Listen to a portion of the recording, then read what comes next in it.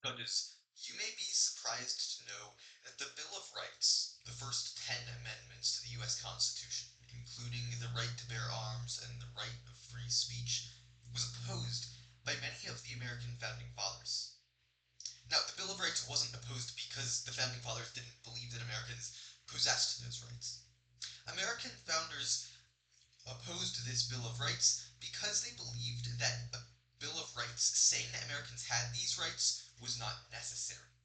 They believed that it was self-evident that if government did not have those rights, then those rights belonged to the citizens. This illustrates a basic principle of American government, that the American system of government is a government of enumerated powers. In other words, what this means is that the government is given within the Constitution and the law a certain amount of power. Beyond those given powers, the government does not have power. Therefore, the founding fathers didn't believe it was necessary to say that American citizens had a right to bear arms or a right to free speech because it was simply evident. Government didn't have the right to restrict those, therefore, those rights belong to the citizens. And this is an example of this example also applies to an ongoing political story in America today. Today's topic is, what are the implications of the Supreme Court's tariff? To answer this question, we will focus on 2 points. First, the background of this Supreme Court decision, and second, on exactly how the American system of a government of enumerated powers influenced the court decision.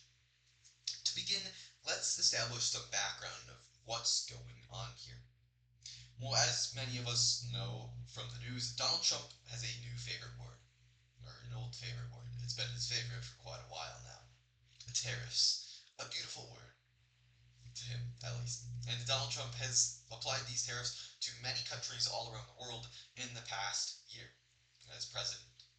However, his unilateral tariffing of other countries has been challenged in scientific courts. Recently, the Supreme Court struck down many of Trump's tariffs. Ben Shapiro, a conservative podcaster, reported on his March 17, 2026 episode that in a 6-3 ruling, the Supreme Court knocked down Donald Trump's tariffs under the International Emergency Economic Powers Act of 1977, also known as the IEEPA. We'll refer to it as that from now on. So the IEEPA gave Trump specific tariff powers, at least that was what Trump claimed. However, the Supreme Court struck down many of Trump's tariffs because it said that that act, the IEEPA, did not give Trump the powers to tariff that Trump proclaimed it did.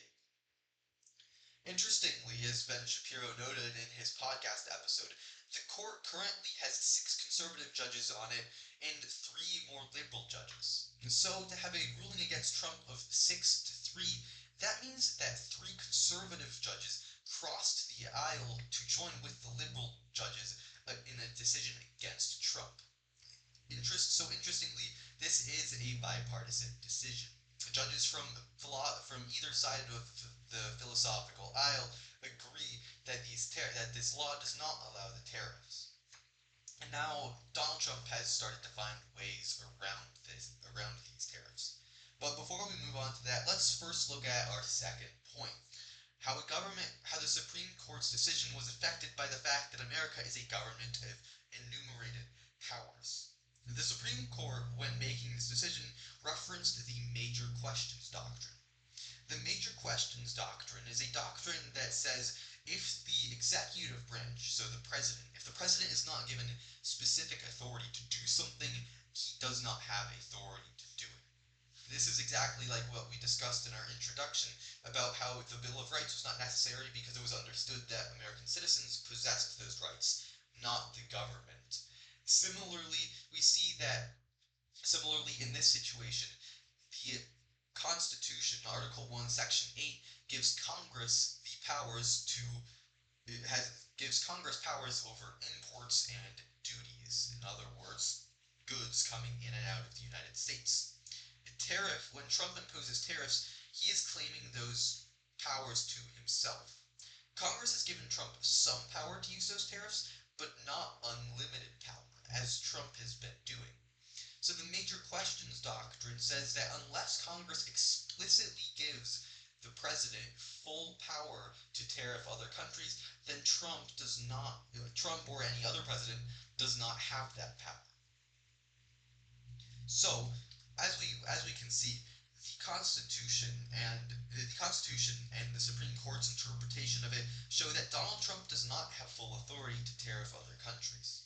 The implications of this are interesting, though. Although the Supreme Court struck down his Trump's tariffs under the IEEPA, Trump has other means of using tariffs. As The Hill reported on February 24, 2026, Donald Trump is also using tariffs under the 1974 Trade Act. And NPR noted on September 9, 2025, that Trump is also still using the Trade Expansion Act of 1962 in order to tariff aluminum and steel imports into the United States. So, as we see here, although the Supreme Court struck down specific tariffs from Donald Trump, they have not yet ruled on whether or not these other laws, the 1962 Trade Expansion Act and the 1974 Trade Act, they have not ruled on whether those acts give Trump or other presidents the specific ability to tariff. Those laws have different wordings and give the president different powers than the original act the Supreme Court ruled on. By looking at both of these points, we've seen something crucial. We haven't seen that necessarily this decision will completely change whether or not Trump can tariff. Instead, this decision reaffirmed a basic principle of American philosophy, understood from the time of when the founders drafted the Constitution and wrote the Bill of Rights, that American citizens have the power in the country, not the executive.